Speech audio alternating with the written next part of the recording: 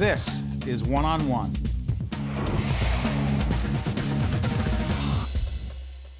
We are here at the legendary New Jersey Performing Arts Center. For One on One, I want to introduce you to Mark Nadler. He is an entertainer, cabaret and concert performer, and arranger. A little bit later on, he'll be performing Amos Behavin'. By the way, where'd you grow up? I grew up in Waterloo, Iowa. I don't know if you can tell, I'm Jewish, and Iowa is our nation's pork state. For every human being in Is Iowa, that right? There are 3.4 pigs. This is an actual statistic that they have on postcards and coffee mugs. They do not. Yes, and as I said, I'm Jewish. That's really all I want to say about it. It was a horrible childhood. I came here when I was 17. I couldn't wait to get You came to New York? Came to New Always York. wanted to come to New York? I forget. Here is not New York, is it? Oh, wait, it's Newark, New Jersey. Okay, it's almost New Come on, York. this is... A lot closer than Iowa. Come on. Did you always want to go to New York? Oh, yeah. Because? The minute I came out of the womb, How'd you know? You know, I just never fit in Iowa. Does that shock you?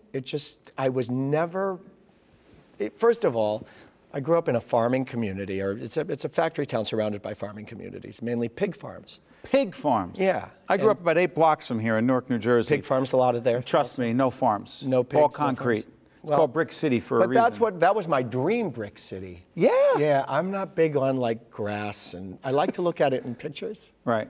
So when you came to New York, looking for work, Yeah, of course. found any right away or what? Yeah, actually, I got work very, very quickly because I had already been working. I started playing piano when I was 4. I had my first job when I was 10.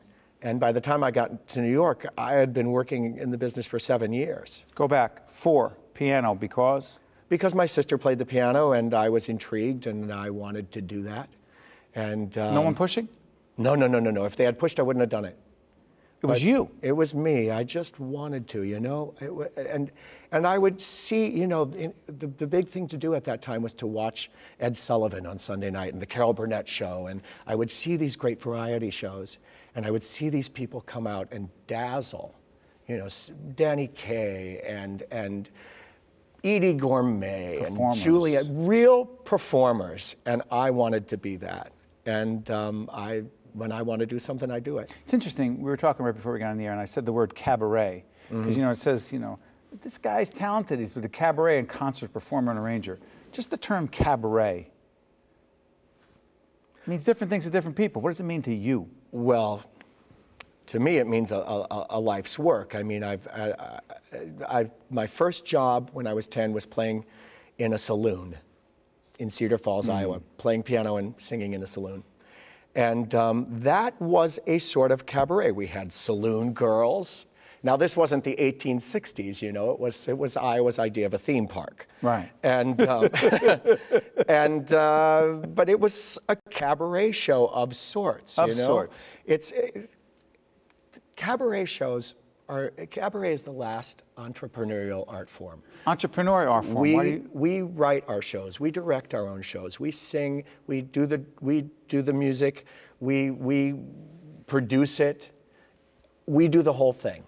We very rarely will have somebody else involved, and that's what makes it so personal. And I think that the real definition of a cabaret show is that it's a highly personal exploration of music. It's always music-based. Talk about right now, the cabaret show. Talk about what's happening right now in your world. In my world, in my life? Talk about your life. Well, I have several, you know. For example, I'm going to be at NJPAC here with KT Sullivan, and we'll be doing an exploration of the music of Cole Porter that we put together for the Algonquin. We used to play the Algonquin together annually. What a room. Yeah, it was great, the Oak Room at the Algonquin. And so we will be doing that here. I also have a show called I'm a Stranger Here Myself. I'm a Stranger Here Myself. Yeah, and it began as a cabaret show in a 200-seat cabaret theater in Australia. It was nominated for their version of a Tony Award. And then I brought it to New York and did it at 54 Below. And that is the Studio 54. That's the new nightclub underneath Studio 54, which is gorgeous, great club. And then from there, because the New York Times said this should really be in a theater, that show had an off-Broadway run for 6 weeks at the York Theater.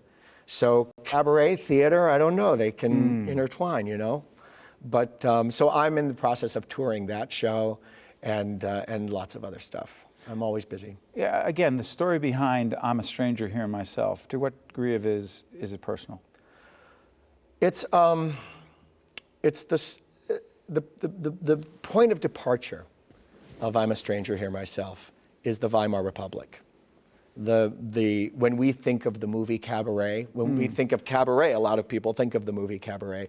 That took place during the Weimar Republic, the period between World War I and World War II in Germany. And those cabaret songs were edgy and dangerous and exciting and sexy. And I take those songs to explore the people who wrote them. It's personal because I am the child of immigrants. All of the people who wrote those songs were either Jews or gays. All of them. I'm both. So it plays very deeply into my psyche. And these songs that these people were writing were this was the time when Hitler was just coming to power. And there was so much fear in Germany, but not from these people. These people were saying it exactly. It was sort of those German cabarets. They weren't afraid of anything. Those German cabarets were sort of the Saturday Night Live or the Daily Show of Germany of that time. They were doing things in entertainment that were calling attention to the political upheaval. And that rings very, very close to me. You know, as I'm listening to you, I'm thinking about the heck was it like for you in Iowa? You went all the way back. Well, that's what I'm saying. All the way back. I'm like, who'd you hang out with, man? Well, I had one friend. His name was Danny Katz. He was the other Jew. And there were no Italian kids? There must have been Italians, yeah, but I didn't know any. I mean, me. Everybody was named Smith and Jones. I got you. And Nothing wrong with Smith Germans. and Jones. Lots of Germans. That's why my family ended up there. Really? Yeah. Yeah. Okay, so your friend's name was? Danny Katz. And you got together. Did you write stuff together? Did you? Danny and I, no, not really. Not really. Danny was more, I was out there doing it, and Danny was sort of like promoting me. He was promoting you? Yeah, well, listen. He was a businessman. He was a Jew. I wasn't that kind of Jew. He was that kind of Jew. So there are two different kinds of Jews? There are two different kinds of Jews. The talented ones, and then the ones who promote. Love it. Love it. Do you love the business part of the business? No. I hate the business part of the business. You really do? But you know what? It's essential. It's how I earn my living. And it's how I've earned my living now for 41 years. So but it's a necessary evil. I just want to create, you know? I just want to take one of the beautiful things about cabaret is you take a song that you've always loved and you can shape it, mold it, do anything you want with it. There are no restrictions. You know, you can take, in our Cole Porter show, for example, that we're going to be doing at NJPAC, or that we will have done by the time this is seen, I don't know. Sure, it'll be seen repeatedly, but... So anyway, in that show, yeah, we take songs, for instance, Just One of Those Things. It was just one of those things. This is how it was written. Just one of those fabulous things, one of those. We do it very slowly and dangerously as two lovers saying goodbye to each other for the last time. With all of that regret and all of that anger and all of that relief. And so you can shape and mold these songs, you know, and that's a great part of that's why I love what I do. You love the craft and the art. I do. Business you got to deal with. I do. Sort of like public television. Mark Nadler is an extraordinary entertainer, cabaret and concert performer and arranger, and is about to perform Ain't Misbehavin'. I am going to. Thank you. It's my great pleasure, Steve. And we love having you part of the family here at NJPAC. Thank you. It's Thanks an so honor. much. Looking forward to hearing you.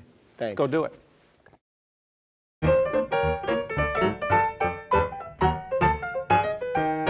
No one to walk with, I'm all by myself.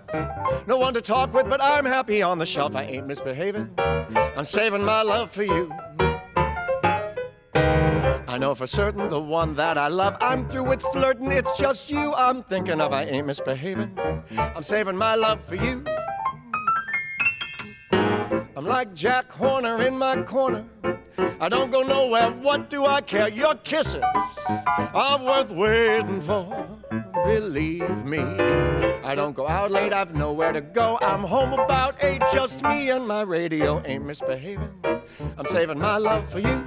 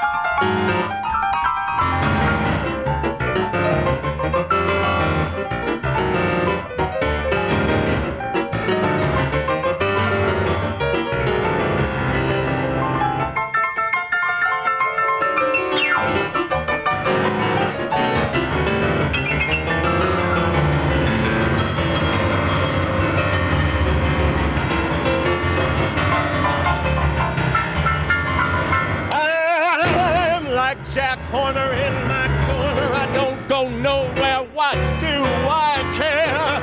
Your kisses are so worth waiting for. But while I'm waiting, I don't go out late. I got nowhere to go, I'm home about 8. Just me and my HBO ain't misbehaving. I'm saving all my love. I'm saving all my love. I'm saving all my love for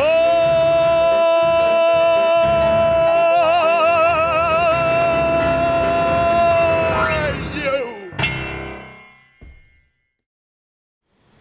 One-on-One with Steve Adubato at NJPAC has been a production of the Caucus Educational Corporation, celebrating 25 years of broadcast excellence, and by the New Jersey Performing Arts Center, in cooperation with NJTV and 134 WNET. Funding for this edition of One-on-One with Steve Adubato at NJPAC has been provided by the law firm of Gibbons PC, Prudential Financial's Global Communications Department, PSE&G, the New Jersey Education Association, the Fidelco Group, Cone Resnick, and by New Jersey Natural Gas. Promotional support provided by the Star Ledger and NJ.com. Transportation provided by Airbrook Limousine, serving the metropolitan New York, New Jersey area.